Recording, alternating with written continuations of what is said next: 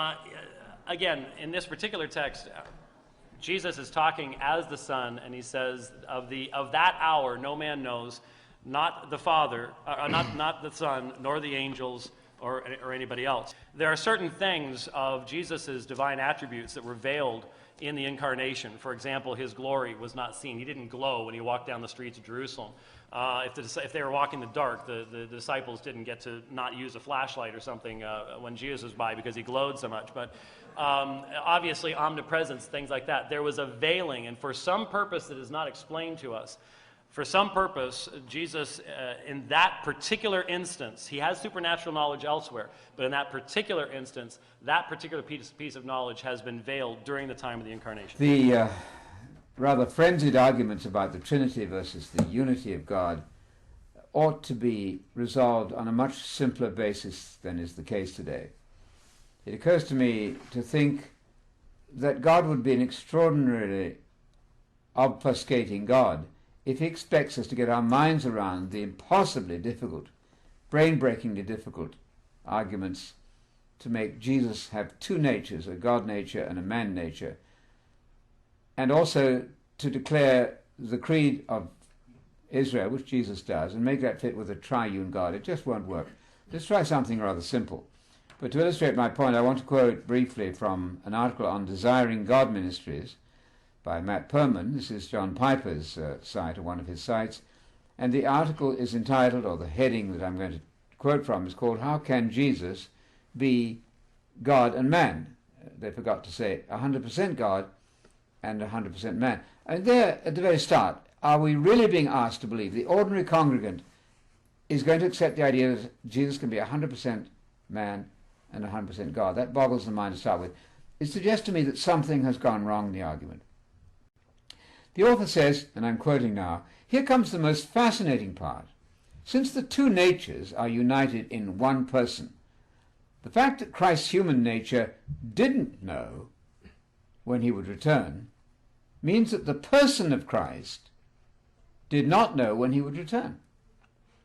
Thus, Jesus, the person, could truly say, but of that day and hour no one knows, not even the angels of heaven, nor the Son, but the Father alone. I hope we have no difficulty understanding the Father alone. Only the Father, not anybody else.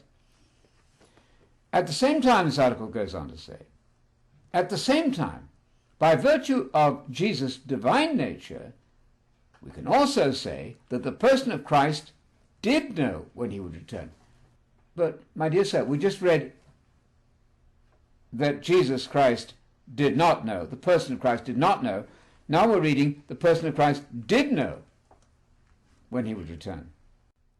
Knowledge and ignorance, says this writer, of the time of his return are both true of the Christ, but in different ways. In his human nature, the person of Christ was ignorant about when he would return, but in his divine nature, the person of Christ did know.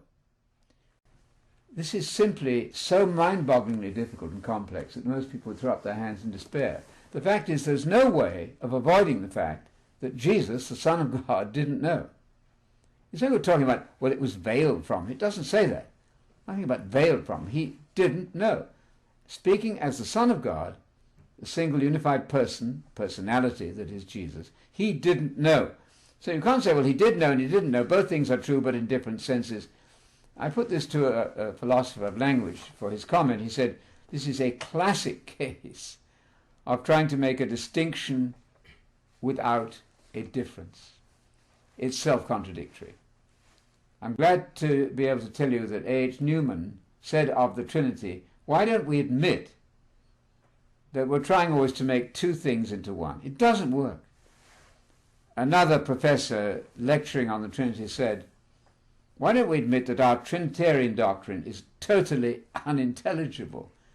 Much easier to go with the easy Shema of Jesus, following Jesus, praying like Jesus, and reciting the same creedal statement in Mark 12:29 that Jesus quoted. I want to back this up by quoting from a very expert professor on the creedal issues. He knows the subject forwards and backwards. He's written several volumes on all this, about the person of Christ. It's a tedious read. I don't recommend you buy this work by Dorner, D-O-R-N-E-R, Dorner, a German. But this man has spent an awful lot of time thinking about our subject. And at the end he has this concession to make, which I wish you would hear carefully. The really weak point, he says, of Trinitarian doctrine, the point at which it's really vulnerable, is this. How shall we determine, he says, how shall we determine the nature of the distinction between the God who became man and the God who did not become man? Let me read that again. How can we create a distinction between the God who didn't become man and the God who did become man without destroying the unity of God? Precisely right. If you believe in one God, how are you going to explain to your children or to yourself that you have one God who doesn't become man and another God who does become man? How can you describe this, he says, without destroying the unity of God, on the one hand, or interfering with Christology, turning Jesus into two persons in an extraordinary way? Neither the Council of Nicaea nor the Church Fathers of the century, now under review, he's talking about the 4th century, neither the Council of Nicaea nor the Church Fathers later satisfactorily answered this question. It's a fair warning. You must be able to describe the difference between the God who became man and the God who didn't become man, and still convince yourself and everybody else that you're talking about one God. It doesn't work. It won't work. I want to refer finally then to an expert writer on the subject, Martin Werner, The Formation of Dogma. Martin Werner, I think from Bern University. By all means read his book, The Formation of Dogma. Commenting on Jesus' recitation of the Shema, he says, that is proof positive that there's been absolutely no change as between the Old Testament definition of God in Deuteronomy 6 and Jesus' public declaration agreeing with the Jew in Mark 12. Those are simple facts to be wrestled with. I recommend we all get on our knees and place that text before God and beg for understanding. Are we really saying that when Jesus said the most important theological consideration of all, the one you mustn't get wrong, the one which risks, if you get it wrong, the awful prospect of idolatry and going into exile in the case of Israel? Don't get this one wrong, Jesus says, quoting Deuteronomy 6:4, the Lord our God, that's the Lord, singular, our God, the God of the whole community, is, that's a singular verb, one, that's a singular word, Lord, that's a singular noun, or even more stark, as we can translate it equally well, the Lord is our God, the Lord is is, Kyrios is estin. Everybody in the Greek-speaking world knows that is, that word one there, is, I'm using the modern Greek pronunciation, used substantively, used as a noun there, God is one, means one person.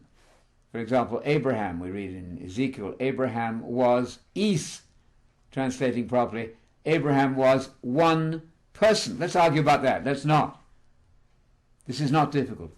The Lord is one person.